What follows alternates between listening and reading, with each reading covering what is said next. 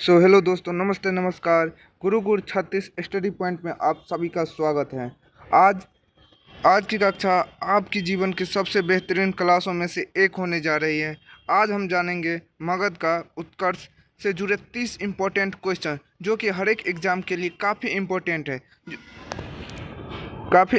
है। इसी के साथ हम बढ़ते हैं पहला क्वेश्चन की तरफ।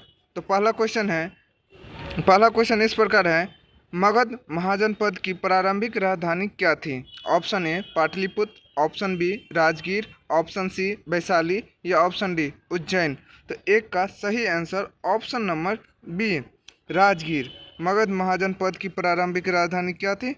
राजगीर। इसी के साथ बढ़ते हैं अगला क्वेश्चन सेकेंड नंबर, पाटलिपुत्र नगर की स्थापना किसने की? Option A Bimbisara, option B Ajatashatru, option C Udayan, option D Mahapadma Nanda. तो इसका दो का सही answer option number C Udayan. Pataliputra नगर की स्थापना किसने की थी? उदयन। अब बढ़ते हैं अगला क्वेश्चन 3 नंबर, बिंबिसार किस वंश का शासक था? ऑप्शन ए नंद वंश, ऑप्शन बी हर्यक वंश, ऑप्शन सी मौर्य वंश या ऑप्शन डी गुप्त वंश। तो 3 का सही answer option number B Haryanka वंश। बिंबिसार किस वंश के शासक थे? हर्यक वंश के। अब बढ़ते हैं अगला क्वेश्चन 4 नंबर, अजातशत्रु किसका पुत्र था? Option A Udayan, option B Dhanananda, option C Bimbisara, option D Shishunaga. 4 का सही answer option number C Bimbisara. Ajatashatru किसका पुत्र था? बिंबिसार का। अब बढ़ते हैं अगला क्वेश्चन 5 नंबर क्वेश्चन है, मगध की उन्नति का मुख्य कारण क्या था? ऑप्शन ए भौगोलिक स्थिति, ऑप्शन बी धार्मिक प्रभाव, ऑप्शन सी विदेशी सहायता या ऑप्शन डी समुद्री व्यापार। तो 5 का सही आंसर ऑप्शन नंबर ए भौगोलिक स्थिति। अब बढ़ते हैं अगला क्वेश्चन 6 नंबर, नंद वंश का संस्थापक कौन था? Option A Dhananand, option B Chandragupta Maurya, option C Mahapadmananda, option D Ashoka. तो 6 का सही answer option number C Nanda वंश का संस्थापक कौन था? महापद्मानंद। अब बढ़ते हैं अगला क्वेश्चन 7 नंबर, मगध किस वर्तमान राज्य में स्थित था? Option A Uttar Pradesh, option B Bihar, option C Madhya Pradesh या ऑप्शन डी राजस्थान। तो 7 का सही answer option number B Magadh कहाँ था? बिहार में। अब बढ़ते हैं अगला क्वेश्चन 8 नंबर, अजातशत्रु ने किस गणराज्य को हराया? ऑप्शन ए बज्जी संघ, ऑप्शन बी कुरु या ऑप्शन सी गंधार या ऑप्शन डी पंचाल। तो 8 का सही आंसर ऑप्शन नंबर ए बज्जी संघ को अजातशत्रु ने गणराज्य को हराया। अब बढ़ते हैं अगला क्वेश्चन 9 नंबर क्वेश्चन है, मगध की दूसरी राजधानी कौन बनी? Option A Vaishali, option B Rajgir, option C Pataliputra, option D Taxila. तो 9 का सही answer option number C Pataliputra को मगध की दूसरी राजधानी बनाई गई। अब बढ़ते हैं अगला क्वेश्चन 10 नंबर, महापद्मानंद को किस नाम से जाना जाता है? Option A Priyadarshi, option B सर्व सक्षांतक, ऑप्शन सी धर्मराज या ऑप्शन डी सम्राट। तो 10 का सही आंसर ऑप्शन नंबर बी सर्व सक्षांतक। अब बढ़ते हैं अगला क्वेश्चन 11 नंबर क्वेश्चन है, मगध के उत्कर्ष में किस नदी का योगदान था? Option A Yamuna, option B Ganga, option C Narmada या ऑप्शन डी गोदावरी। तो 11 का सही answer option number B Ganga नदी मगध के उत्कर्ष का योगदान था। अब बढ़ते अगला क्वेश्चन 12 नंबर, धनानंद को किसने हराया? Option A Ashoka, option B Bimbisara, option C Chandragupta Maurya, option D Ajatashatru. तो 12 का सही आंसर, जैसे कि हम सभी लोग जानते हैं, धनानंद को हराने वाले व्यक्ति चंद्रगुप्त मौर्य थे, जो कि चाणक्य के शिष्य थे। अब बढ़ते हैं अगला क्वेश्चन 13 नंबर, हर्यक वंश के बाद कौन सा वंश आया? ऑप्शन ए मौर्य वंश, ऑप्शन बी नंद वंश, ऑप्शन सी शिशुनाग वंश या ऑप्शन डी गुप्त वंश। 13 का सही answer option number C Shishunaga वंश हर्यक वंश के बाद आए। अब बढ़ते हैं अगला क्वेश्चन। अगला क्वेश्चन 14 नंबर, शिशुनाग वंश की राजधानी क्या थी? Option A Vaishali, option B Pataliputra, option C Ujjain या ऑप्शन डी काशी। 14 का सही answer option number A Vaishali. Shishunaga वंश की राजधानी कहाँ थी? वैशाली। अब बढ़ते हैं अगला क्वेश्चन। अगला क्वेश्चन 15 नंबर क्वेश्चन है, मगध के उत्कर्ष में किस धातु का योगदान था? ऑप्शन ए सोना, ऑप्शन बी चांदी, ऑप्शन सी लोहा या ऑप्शन डी तांबा।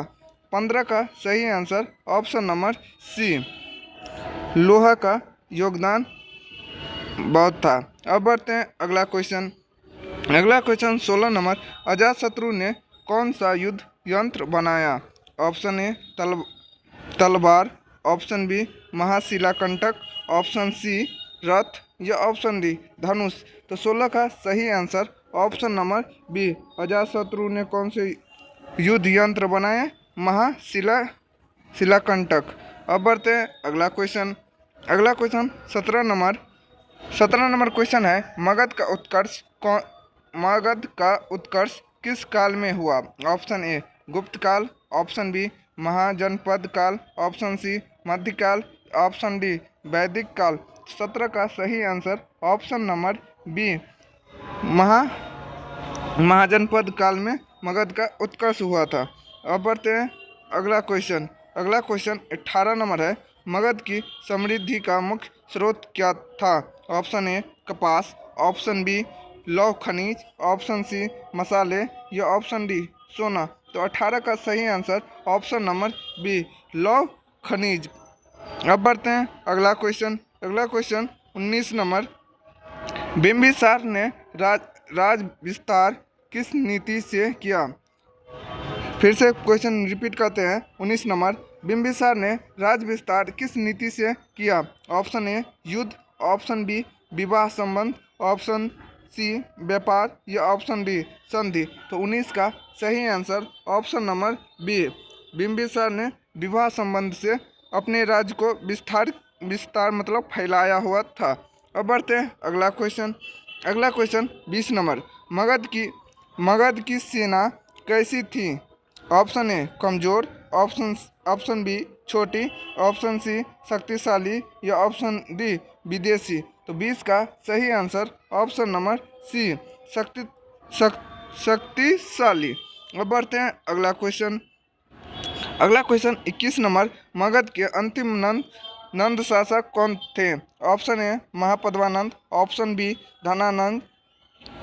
Dhanananda, option C Kalashoka, option D Udayan. तो 21 का सही answer option B Dhanananda. Magadh के अंतिम नंद शासक कौन थे? धनानंद। अब बढ़ते हैं अगला क्वेश्चन। अगला क्वेश्चन 22 नंबर, पाटलिपुत्र आज किस नाम से जाना जाता है? Option A Gaya, option B Patna, option C Delhi या ऑप्शन डी लखनऊ। तो 22 का सही answer option number B Pataliputra को आज किस नाम से जाने जाता है? पटना के नाम से। अब बढ़ते हैं अगला क्वेश्चन। अगला क्वेश्चन 23 नंबर है, मगध का सबसे प्रसिद्ध शासक कौन था? Option A Bimbisara, option B Samudragupta, option C Harshavardhana या ऑप्शन डी कनिष्क। 23 का सही answer option number A Bimbisara, जो कि मगध के सबसे प्रसिद्ध शासक थे। अब बढ़ते हैं अगला क्वेश्चन। अगला क्वेश्चन 24 नंबर, मगध का सबसे बड़ा योगदान क्या था? ऑप्शन ए व्यापार, ऑप्शन बी भारत का राजनीतिक एकीकरण, ऑप्शन सी कला, ऑप्शन डी साहित्य। 24 का सही answer option number B Bharat का राजनीतिक एकीकरण। अब बढ़ते हैं अगला क्वेश्चन। अगला क्वेश्चन 25 नंबर थोड़े से जूम आउट कर देते ताकि क्वेश्चन आपको प्रॉपर दिखे। 25 नंबर क्वेश्चन है, मगध के उत्कर्ष का प्रमुख प्राकृतिक कारण क्या था? ऑप्शन ए उपजाऊ भूमि, ऑप्शन बी समुद्री तट, ऑप्शन सी मरुस्थल या ऑप्शन डी पहाड़। तो 25 का सही आंसर ऑप्शन नंबर ए उपजाऊ भूमि। अब बढ़ते हैं अगला क्वेश्चन। अगला क्वेश्चन 26 नंबर, मगध के उत्कर्ष का परिणाम क्या हुआ? ऑप्शन ए मौर्य साम्राज्य की स्थापना, ऑप्शन बी गुप्त साम्राज्य, ऑप्शन सी मुगल साम्राज्य या ऑप्शन डी हर्ष साम्राज्य। तो 26 का सही आंसर ऑप्शन नंबर ए मौर्य साम्राज्य की स्थापना। अब पढ़ते हैं अगला क्वेश्चन। अगला क्वेश्चन 27 नंबर क्वेश्चन है, मगध का उल्लेख किस ग्रंथ में मिलता है? Option A Veda, option B बौद्ध ग्रंथ, ऑप्शन सी रामायण या ऑप्शन डी महाभारत। तो 27 का सही आंसर ऑप्शन नंबर बी बौद्ध ग्रंथ में मगध का उल्लेख ग्रंथ मिलता है। अब बढ़ते हैं अगला क्वेश्चन। अगला क्वेश्चन 28 नंबर है, मगध के उत्कर्ष में किसका योगदान नहीं था? Option A Bimbisara, option B Ajatashatru, option C Samudragupta या ऑप्शन डी उदयन। तो 28 का सही answer option number C Samudragupta का मगध के उत्कर्ष में योगदान नहीं था। अब बढ़ते हैं अगला क्वेश्चन। अगला क्वेश्चन ये है आज की सेशन का सेकेंड लास्ट क्वेश्चन। तो 29 नंबर क्वेश्चन है, मगध के उत्कर्ष का राजनीतिक कारण क्या था? ऑप्शन ए योग्य शासक, ऑप्शन बी धार्मिक नीति, ऑप्शन सी विदेशी संपर्क या ऑप्शन डी कला। तो 29 का सही आंसर ऑप्शन नंबर ए मगध के उत्कर्ष का क्या राजनीतिक कारण क्या था? योग्य शासक हुआ करते थे। अब बढ़ते हैं अगला क्वेश्चन। आज का लास्ट क्वेश्चन, आज की कक्षा की लास्ट क्वेश्चन है, मगध साम्राज्य की स्थापना किस वंश ने मजबूत आधार पर की? ऑप्शन ए हर्यक वंश, ऑप्शन बी गुप्त वंश, ऑप्शन सी मौर्य वंश या ऑप्शन डी कुषाण वंश। तो 30 का सही answer option number A Haryanka वंश। मगध साम्राज्य की स्थापना किस वंश ने मजबूती आधार पर की? तो हर्यक वंश। तो ये थी आज की सुपर 30 क्लब क्वेश्चन। आशा करते हैं आप सभी को इस कक्षा बेहतरीन लगी होगी। फिर मिलते हैं अगले टॉपिक के साथ, तब तक के लिए धन्यवाद। स्वस्थ रहिए, मस्त रहिए, मुस्कुराते रहिए और चैनल को सब्सक्राइब जरूर कर दीजिए।